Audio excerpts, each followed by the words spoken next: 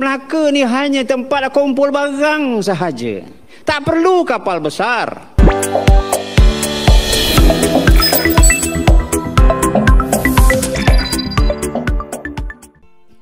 Assalamualaikum warahmatullahi wabarakatuh. Halo teman-teman, jumpa lagi di channel ini. Dan gimana nih kabarnya? Oke, buat teman-teman yang nonton video ini, saya harapkan mudah-mudahan kabarnya sehat. Dan jangan lupa dukung channel ini dengan cara like juga subscribe. Baik, di kesempatan kali ini saya akan reaksi sebuah video dengan judul terbaru main klaim Jong Java, Malaysia dipermalukan sejarawan Prancis. Oke deh, lagi-lagi berkenaan dengan sejarah yang diklaim oleh Malaysia. Oke, seperti apa videonya? Sebelum kita nanti berkomentar, kita akan lihat dulu.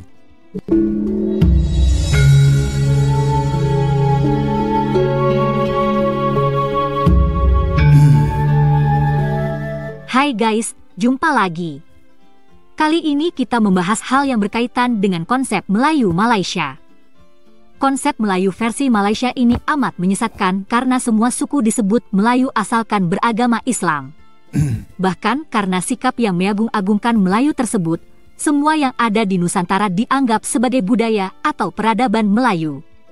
Dan celakanya paradigma yang menyesatkan ini dianut oleh para profesor dan doktor Malaysia, sehingga mereka selalu memandang segala hal dari sudut kemelayuan.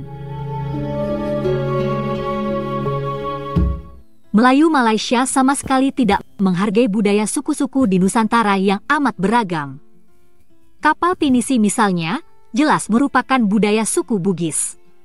Jung Jawa jelaslah merupakan budaya maritim suku Jawa. Dan hampir semua suku di Nusantara memiliki budaya yang khas. Nah, profesor dan doktor Melayu Malaysia cenderung mengaburkan semua itu. Semuanya disebut Melayu, hanya agar Melayu Malaysia tampak paling hebat di alam semesta. Pasti. Sikap membesar-besarkan Melayu itu pula yang dilakukan oleh dua doktor dari Universitas Putra Malaysia, yakni Rosita C. Rodi dan Hashim Musa. Keduanya menulis artikel berjudul The Jongs and the Gallis, Traditional Ships of the Past Malay Maritime Civilization. Artikel ini dimuat dalam International Journal of Academic Research in Business and Social Sciences, jilid 13, isu 11, tahun 2023. Sesuai judulnya, yakni peradaban maritim Melayu di zaman dulu, kedua doktor Malaysia menyebut Jong Melayu dan bukannya Jung Jawa dalam artikelnya. Pertanyaannya tentu saja, suku Melayu yang mana yang punya jung besar di masa lalu? Sebab semua orang tahu, yang biasa menggunakan jung besar di zaman dulu adalah orang Jawa. Itulah sikap Malaysia yang selalu ingin memelayukan segalanya. Tapi kali ini Malaysia kena batunya. Sejarawan Prancis Suri Jardin mengkritik keras artikel tersebut karena masalah foto. Terlihat sepele, tapi hal ini memang amat mendasar. Malu nih ya. Bagi Jardin, artikel itu amat memalukan.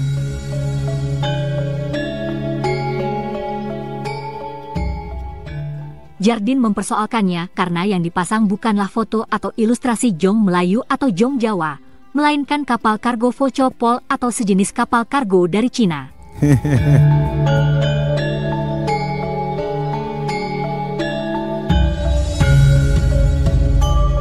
Nah, pihak Universitas Putra Malaysia atau UPM kemudian berusaha menjelaskan bahwa perbedaan pendapat dalam dunia akademik hal yang biasa. Menurut UPM, artikel itu juga telah ditelaah oleh ahli yang lain. Tapi Jardin kemudian menanggapi balik bahwa penjelasan dari pihak universitas itu semacam lawakan atau lelucon. Ia mengatakan, bagaimana seorang pakar tidak bisa membedakan antara Jong Melayu atau Jung Jawa itu dengan kapal kargo Cina?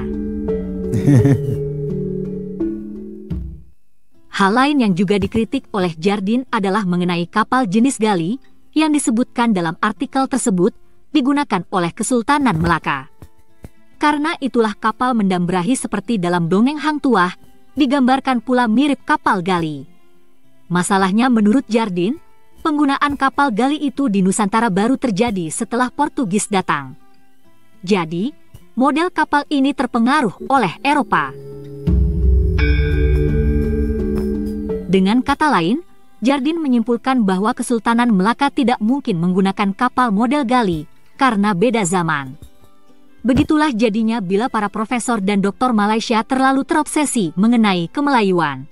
Ya, benar Sejarah sekali. yang berkaitan dengan Melayu cenderung dibesar-besarkan. Oke teman-teman ya, para profesor Malaysia, terutama penggerak, para ahli sejarah, ini sering mengangkat sejarah Melayu. Dan seolah-olah pusat peradaban Melayu itu ada di Malaysia. Padahal kalau kita ngomongin rumpun Melayu, sesuai dengan apa yang ada di kalau kita ngomongin konsep alam Melayu sesuai yang ada di Malaysia, itu kan meliputi luas sekali ya. Padahal sedangkan Malaysia sendiri itu hanya daerah yang tidak begitu luas dibandingkan Indonesia. Inilah Malaysia yang merasa kalau inilah Malaysia yang sering merasa kalau pusat peradaban Melayu itu bersumber dari Malaysia.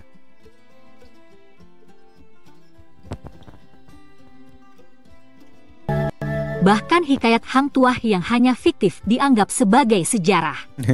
Hikayat Hang Tuah jelas sekali merupakan dongeng atau hikayat yang berlatar belakang sejarah, dan tentu saja bukan sejarah. Karena itu, kaum Melayu Malaysia tentu akan pening memikirkan bentuk kapal mendam berahi yang katanya digunakan oleh Kesultanan Melaka. Nah, kebingungan kaum Melayu mengenai kapal Melaka itu bisa kita simak pada video berikut ini. Ada dua orang. Tuan-tuan, kita orang Melayu kan? Betul? Siapa antara tuan-tuan yang kata hantu wujud? Bangun tuan. Bangun sekarang. Siapa kata hantu wujud? Bangun.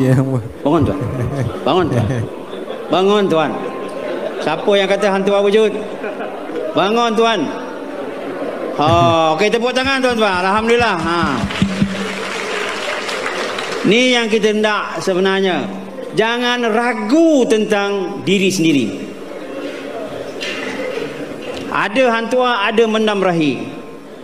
Nama yang diberikan ketika rombongan nak ke Jawa. Tuan-tuan dan puan, bagaimana kita nak katakan mendam berahi itu wujud? Satu, Melaka terlalu kaya. Melaka terlalu kaya. Walaupun Melaka tidak ada pelabuhan buat kapal, tapi seperti kata Tuan Haji Khalid tadi, alam Nusantara ini, alam yang ada ini ialah alam Melayu. Dari ceruk mana keluar pun dia atas nama Melayu sebenarnya. Tuan. Kemudian mengapa kita kata Jong Jawa itu, kapal Jawa itu lebih besar daripada kapal-kapal lain? Kerana kapal Jawa itu, tuan-tuan perempuan, dekat dengan Kepulauan Rempah. Dia bawa barang-barang rempah itu, tuan-tuan, bertantan untuk pergi ke Melaka. Melaka ni hanya tempat kumpul barang sahaja. Tak perlu kapal besar, melainkan rajanya saja. Mereka perlukan kapal, kerana di sanalah pengeluaran bahan-bahan kekayaan alam Melayu itu. Dan akhirnya berkumpul di Melaka. Ada orang tanya, mendam berahi, ada orang cakap saya lah, dan saya pun ada dengar, mendam berahi itu telah dikaramkan di Jambi. Telah dikaramkan di Jambi. Logik tak logik? Saya kata saya tak tahu logik atau tidak. Tapi saya tanya mengapa? Kerana untuk menyorokkan raja, kapal itu perlu ditenggelamkan. Kerana Portugis kejar kapal itu, maka raja perlu disorokkan dan kapal itu dihantar jauh daripada kawasan sorokan persembunyian raja, dan kapal itu dikaramkan. Tuan-tuan perempuan, saya kiralah semua kapal Melaka memang dikaramkan. Bukan orang Portugis, tapi orang Melayu sendiri karamkan. Kenapa? Kerana tidak mahu menjejak raja dan orang Melayu di Kepulauan Melayu. Biarlah kaum Melayu bingung mencari hang tuah dan kapal mendam berahi. Selanjutnya marilah kita simak kisah kapal Jung Jawa yang diklaim sebagai kapal Melayu atau Jong Melayu. Penakluk lautan dari Jawa bernama Jung. Jung atau lebih dikenal dengan Jong adalah kapal khas buatan Jawa yang namanya sudah dikenal sejak abad ke-9 Masehi. Awalnya Jung mengangkut penumpang dan komoditas dagang. Namun tahu sendirilah, orang Jawa kuno super kreatif. Kerajaan-kerajaan seperti Majapahit dan Demak mengubah Jung menjadi mesin perang di lautan. Saat menyerbu Singapura, Majapahit meluncurkan 300 Jung beserta 200.000 prajurit. Dari situ kita tahu, sebuah kapal Jung Majapahit berdaya tampung 666 orang. Ini cukup konsisten dengan catatan ordorik yang menyebut Jung sebagai Sun Jung dan menaksir kapasitasnya sekitar 700 orang. Nah, Majapahit boleh saja berlalu dari panggung sejarah, namun supremasi Jung masih berlangsung. Menurut kesaksian pelaut Portugis, pada awal tahun 1500-an, perairan Asia Tenggara didominasi Jung-Jung Jawa yang menguasai jalur rempah-rempah yang vital. Pada masa ini, Jung sebagai kapal besar disebut juga Jong Kapal atau Jong Tutup. Dalam catatan Bujangga Manik, kitab Sunda yang ditulis sekitar awal abad ke-16, dikisahkan Bujangga Manik menumpang Jung sepanjang 25 depa dan selebar 8 depa dari Bali ke Blambangan. Berhubung satu depa kira-kira setara 1,8 meter, Jung versi Bujangga Manik kurang lebih berukuran 45 kali 14,4 meter. Lah, Mas Asisi, menurut Portugis, Jung Jawa jauh lebih tinggi dan besar dari kapal terbesar mereka loh. Iya, catatan pelaut Portugis pada 1511 memang menyebut Jung jauh melebihi Flor de la Mar. Bahkan, tembakan meriam Portugis hanya mampu menembus 2 dari 4 lapisan papan lambung Jung. Averusi memperkirakan Jung terbesar Majapahit dan Demak panjangnya tidak melebihi 88,56 meter dengan lebar 20,13 meter. Nah, catatan Portugis sebetulnya juga menggambarkan bahwa Jung Jawa kalah dalam hal laju dibanding kapal-kapal Portugis dan tidak selincah lawannya yang lebih kecil. Bagaimana dengan persenjataannya, Mas Asisi? Konon, Jung Perang Jawa dilengkapi senjata jarak jauh seperti meriam. Sayangnya, pada abad 16-17, maritim Nusantara agak tertinggal dalam hal teknologi meriam. Dibanding meriam-meriam Eropa, meriam orang Jawa kalah jauh jangkauan tembaknya dan hanya mampu melontarkan peluru yang ukurannya lebih kecil. Menurut catatan Van Gun, bahkan ada kejadian meriam produksi Mataram Islam semasa Amangkurat I malah meledak saat diuji coba. Insiden tahun 1651 ini sejatinya penanda penting bahwa meriam Jawa pada abad 16 hingga 17 masih kalah dengan meriam Eropa. Namun, pada masa itu, berbagai kesultanan di Nusantara masih mencetak momen-momen yang memamerkan sisa kejayaan maritim mereka. Penaklukan Demak atas Sunda Kelapa, ekspedisi besar Demak terhadap Penarukan yang berujung naas Sultan Trenggana, penaklukan Mataram atas Sukadana di Kalimantan, hingga gangguan Mataram terhadap Batavia semasa Sultan Agung adalah beberapa di antaranya. Begitulah guys kapal Jung Jawa yang memiliki catatan sejarah yang kuat. Pertanyaannya tentu saja, kenapa nama Jung Jawa diubah jadi Jong Melayu oleh Malaysia? Ya karena Biarlah konsep Awan Melayu. Sarian dan orang Jawa di Malaysia saja yang menjadi Melayu. Tapi janganlah Malaysia memelayukan seluruh budaya atau peradaban Jawa, bahkan memelayukan Nusantara.